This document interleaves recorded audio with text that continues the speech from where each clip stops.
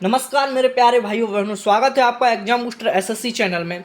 आज की अपन क्लास में करने वाले हैं अलंकार के महत्वपूर्ण प्रश्न। और महत्वपूर्ण प्रश्न अपन कितने करेंगे? 20 प्रश्न करेंगे। कितने प्रश्न करेंगे मेरे प्यारे भाइयों? 20। ठीक है।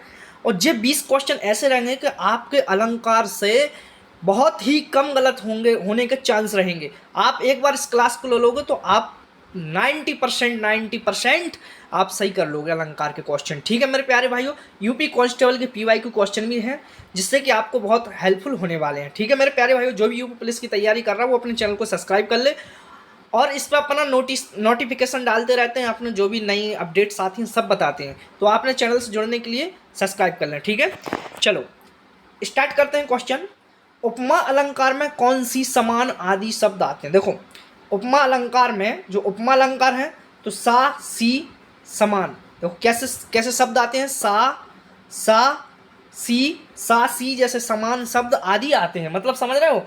सा सी मतलब जहां में मतलब किसी से तुलना करते हैं ना, उपमा। देखो लिखा ना उपमा, भैया उपमा जिससे किसी से तुलना करते हैं तो उसमें क्या होता है? सासी का प्रयोग करते हैं। जैसे मुख चंद्रमा सा सुंदर है, मुख चंद्रमा सा सुंदर है। देखो क्या बोल रहा है? मुख की तुलना चंद्रमा से कर रहे हैं कि भैया मुख चंद्रमा सा सुंदर है। ठीक है, मतलब मुख की चंद्रमा सा सुंदरता का वो कर रहा है प्रदर्शन। तो इस प्रकार से सासी का जो सा देखो यहाँ पे सा आ गया ना, ये सा का प्रयोग किया है। तो इस प्रकार से आपको पहचान मिल जाएगी कि वो उपमा अलंकार है। ठीक है, इसमें क्या है? इसमें उपमा अलंकार है। क्लियर यहाँ तक? एक प्रश्न। चलो अगले प्रश्न पे चलते हैं। 2 प्रश्न खत्म हो गए अपने एक साथ में। जहां उपमेय में उपमान का अभेद हो, वहां रूपक अलंकार कहलाता है। उपमेय में उपमान का अभेद हो वहां रूपक अलंकार कहलाता है। जैसे कि चरण कमल। देखो उपमेय में उपमान का अभेद हो रहा है। चरण का कमल से विरोध वो कर रहे हैं भैया। चरण कैसे हैं, कमल कैसे? तो इस प्रकार से इनका अभेद कर रहे हैं। चरण का और कमल से क्या कर रहे हैं? मतलब कंपेरिजन कर रहे हैं। देख रहे हो तुम? कंपेरिजन। तो भैया कहाँ चरण होते हैं, कहाँ कमल होता है। तो इस प्रकार से इसमें क्या होता है? अभेद होता है। तो यहाँ क्या होता है? रूपक अलंकार कहलाता है मेरे प्यारे भाइयों। क्या कहलाता है? रूपक अलंकार। बोलो क्लियर यहाँ तक? चलो आगे बढ़ते हैं। उपमेय में उपमान का अभेद हो वहां रूपक अलंकार कहलाता है। ठीक है, बोलो क्लियर? चलो आगे बढ़ते हैं। हाँ देखो, अब अपन आ गए हैं किस 5वें क्वेश्चन पे।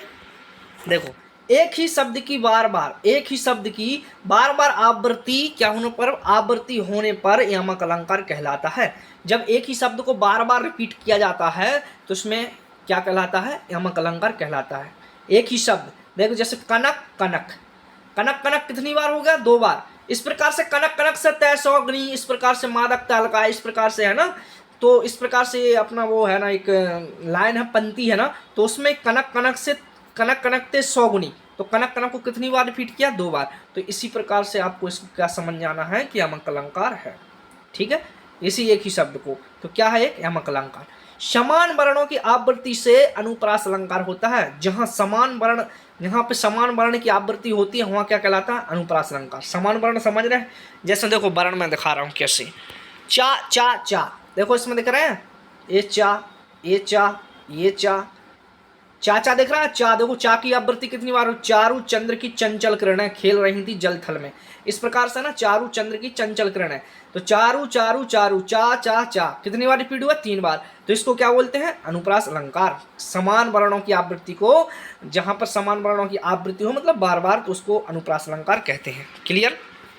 चलो आगे बढ़ते हैं।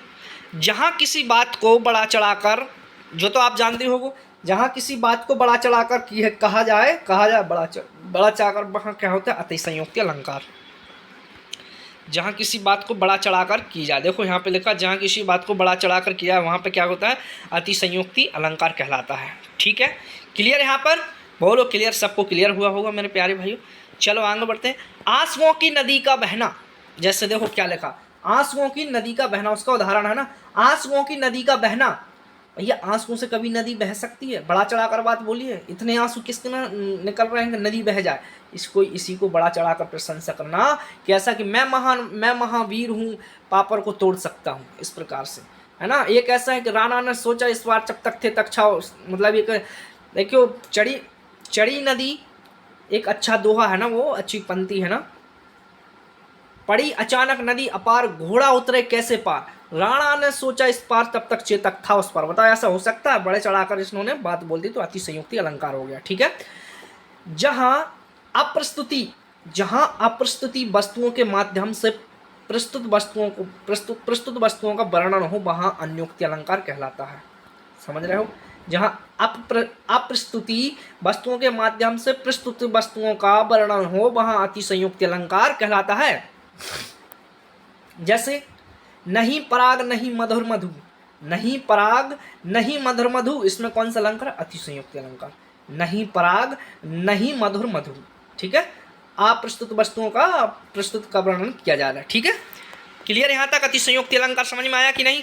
सॉरी, अन्योक्ति अलंकार समझ में आया, जहाँ पे अन्य की बात की जा रही हो।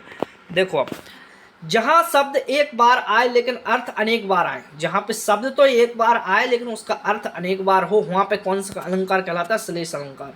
क्या कहलाता है? श्लेष अलंकार। जैसे रहमान पानी राखिए बिन पानी सब सून, रहीमन पानी राखिए बिन पानी सब सून, मोती गए ना उबारिए मानस मोती चून। इस प्रकार से इनका एक दोहा है रहीमन जी का।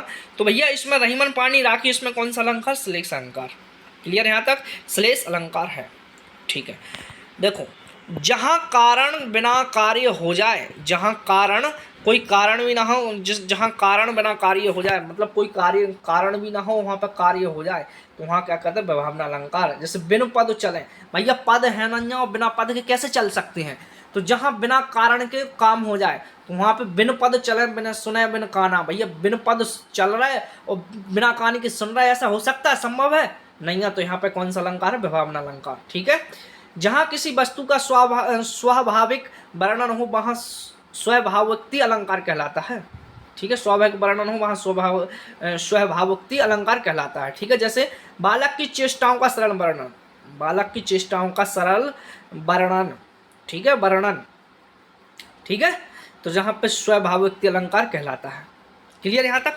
बोलो क्लियर यहाँ तक कि नहीं? जहाँ किसी वस्तुओं का स्वाभाविक वर्णन हो, वहाँ स्वभावोक्ति अलंकार कहलाता है। बालक की चेष्टाओं का सरल वर्णन। बोलो यहाँ तक सबको समझ में आया मेरे प्यारे भाइयों? ठीक है, आ गया होगा। जहाँ उपमेय और समान, देखो क्या लिखा है, 19वां क्वेश्चन पढ़ो भैया। जहाँ उपमेय और उपमान, क्या लिखा? जहाँ उपमेय और उपमान में संभावना व्यक्त हो, जहाँ उपमेय और उपमान में संभावना व्यक्त हो, वहाँ पर उत्प्रेक्षा अलंकार होता है। क्या होता है? उत्प्रेक्षा अलंकार होता है। जहाँ उपमेय और उपमान में संभावना व्यक्त हो, वहाँ उत्प्रेक्षा अलंकार होता है। क्लियर यहाँ तक? बोलो क्लियर यहाँ तक? भैया जैसे मानो नभ में दीप जले हों, मानो नभ में दीप जले हों, भैया ऐसा हो सकता है? मानो, जनु, जानो, इनकी इसकी पहचान क्या है? मानो, मनु, मानो, जनु, जानो। इस प्रकार से अगर बीच में कोई अगर वर्ण दिख जाए तो आपको समझना उत्प्रेक्षा अलंकार है। ठीक है। ठीक है मेरे प्यारे भाई, ये 20 क्वेश्चन बड़े इंपॉर्टेंट क्वेश्चन थे। मैंने आपको ये 20 क्वेश्चन पढ़ाए हैं। अगर आपको अलंकार समझना हो तो एक बार कमेंट करके जरूर भेज देना। अगर अच्छे से, ये तो 20 क्वेश्चन बल्लाइनर थे, अगर आपको इसकी थ्योरी वाइज मतलब एक एक चीज़ पढ़ना होगा, कैसे इनकी अच्छे से पहचान करना है, तो भैया मैं आपको इसकी अलग से एक वीडियो बना दूंगा, तो कमेंट करके बताना। ठीक है। और जो भी अपने चैनल पर हो तो भैया अपने चैनल को लाइक एंड सब्सक्राइब कर लीजिए, जिससे कि आपको अपने दोस्तों को भी शेयर कर दीजिए, जिससे कि अपने दोस्त जुड़ जाएँ। ठीक है मेरे प्यारे भाई, क्लास पसंद आई हो तो लाइक जरूर करें, अपने दोस्तों को शेयर करें, एग्जाम बूस्टर SSC चैनल को सब्सक्राइब जरूर करें। Thank you so much, thank you.